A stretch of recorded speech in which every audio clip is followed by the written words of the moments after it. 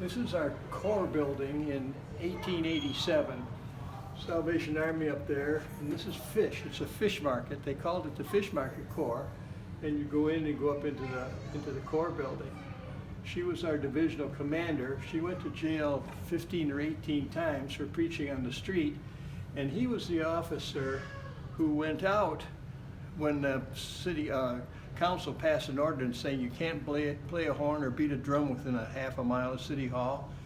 He got up, we're only 2 blocks away, here, 2 blocks from City Hall. And so he got up and he said, I'm gonna go out, and if anybody wants to go with me, fine, don't feel like you have to, it's gonna be against the law.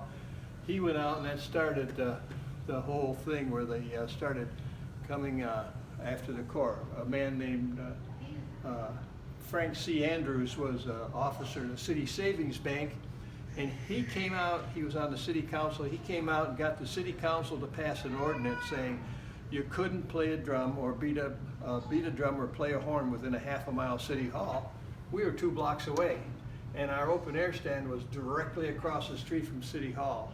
So when they went out, they were breaking the city ordinance, and she went to jail a number of times. Back with her, the last time she went to jail, Frank Andrews had misused bank funds. He was an officer of City Savings Bank, and he was on one side of the cell block, she was on the other side. He went to Jackson Prison for 2 years for what he had done, and she went to the Supreme Court of the state of Michigan, took our case to the Supreme Court of the state of Michigan and won in the state of Michigan, so we got permission to hold open airs. Then we moved over to this building in 1905, and the picture of Christ in the garden that's up in our narthex is right there. She donated that picture in honor of her mother. This picture is the dedication here, and she's over here, but George Bernard, the writer of the Old Rugged Cross, is right here. He's in Salvation Army uniform. He was a Salvation Army officer here in Detroit when this happened. And then the Skid Row started moving into our area, and so what they did is they turned this building into a Skid Row type of building. They had housing and feeding and those kinds of things, and we went a kitty corner across the street, 1 block on the other side, and in 1938, and we opened this building. And that picture that she put in over here, we have in our narthex now. This is the dedication of that building. In this building, when you came down out of the service, this was our midweek hall, and then we had a 700-seat auditorium here. And so we had our Wednesday night meetings in here.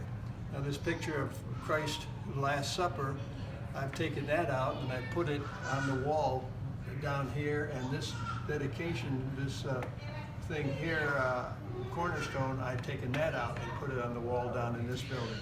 So we came out here in 1972.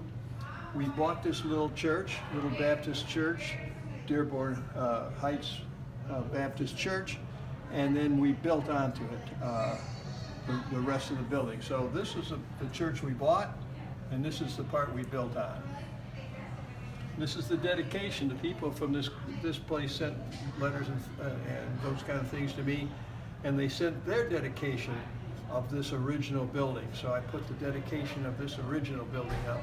This is the dedication of our new building.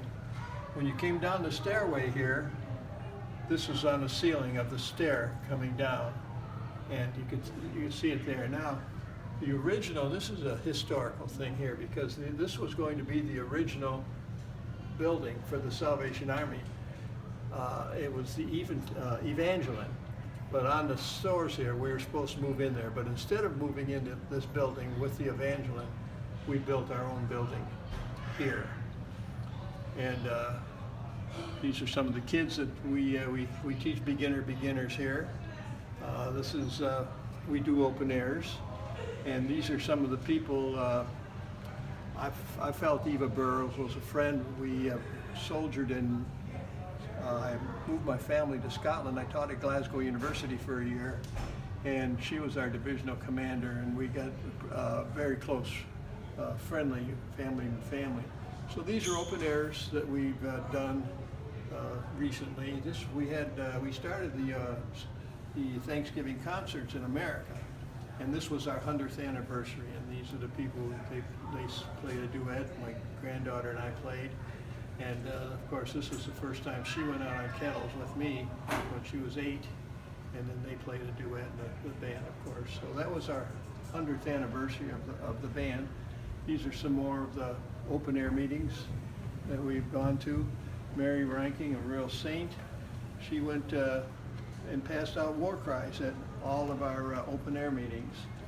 And we brought the songsters out too. Songsters served on our open air meetings as well as the band. And then, these are the pictures that I brought, the Last Supper and the Cornerstone. Brought it out here, and these are just some of our bandmasters here.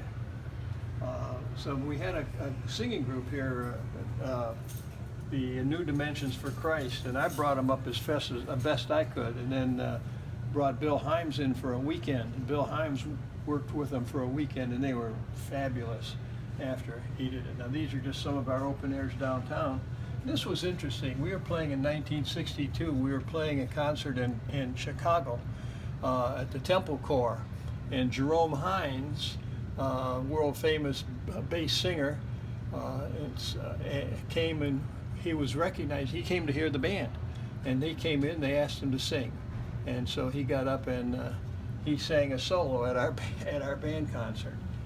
And so these are more of the things. Some of the older things. Now this is one of the second corps we had on Michigan Avenue. Remember I said it turned into a Bowery corps, and so that was some of our bandmasters. These were two of the most outstanding. Haney Orchard was our bandmaster. He's the guy that led me to the Army. When I was 8 years old, he said, "Would you like to learn how to play a cornet?" And I said, I would. And he said, "If you come with me to the Salvation Army with my wife and my daughter, I'll teach you how to play a cornet." So he did that, and this was Ernie Parr from Canada, and they were the two of the top, considered at the time of their playing, soprano cornet players. This was the back of the midweek hall at the top of that stair, so anybody that was at the podium or performed or whatever they did had that lit from the back, and so Christ was shown there in our midweek hall. Of course, old pictures of our officer during the Depression, and these are some of the guys. This is one of the band trips they took in 1930. General Cox came here, and these are, well, this one here, this is my first, we all came in together.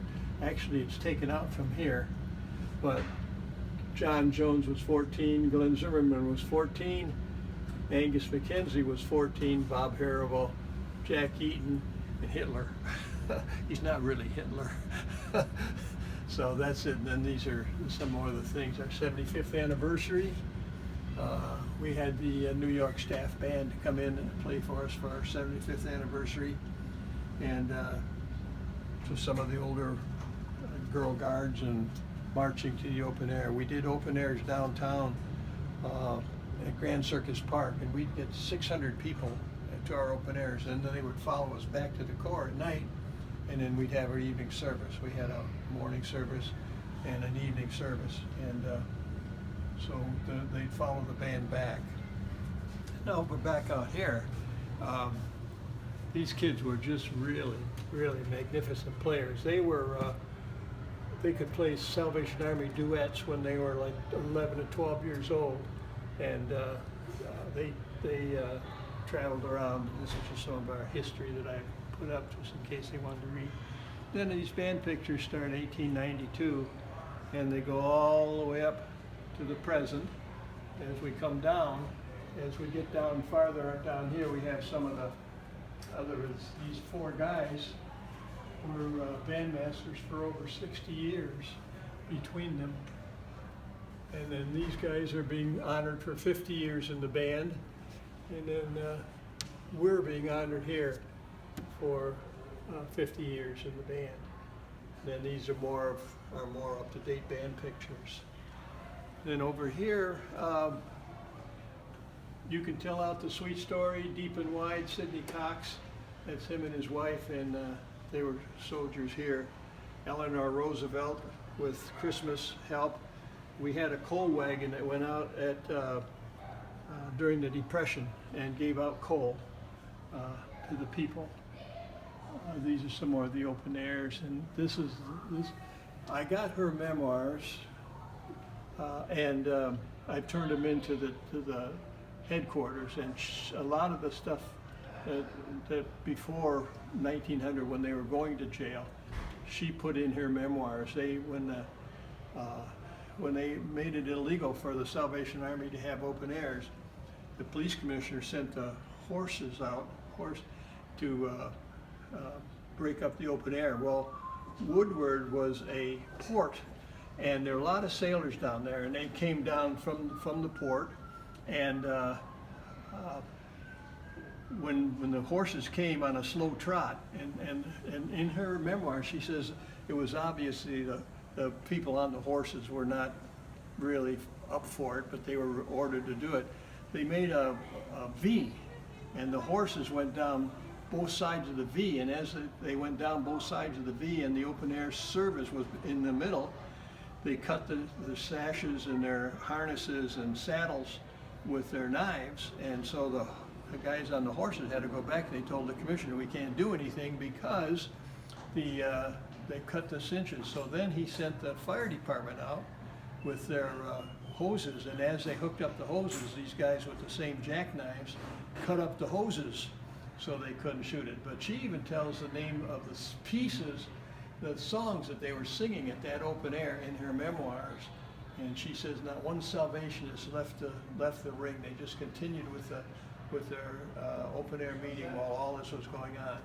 And then Blanche Cox finally took it to the Supreme Court and got permission from the Supreme Court to have legal open airs in Detroit.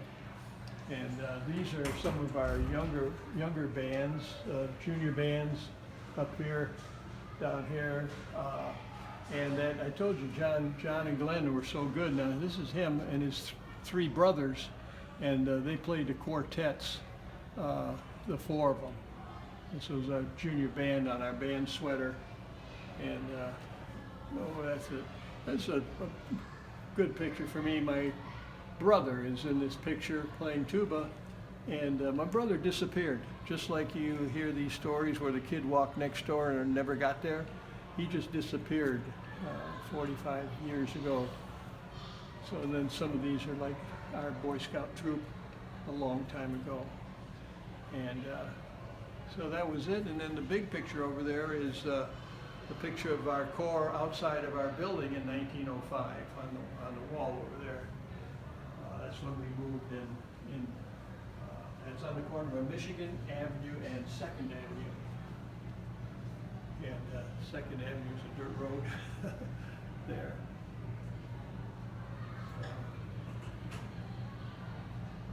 Through that pretty quick.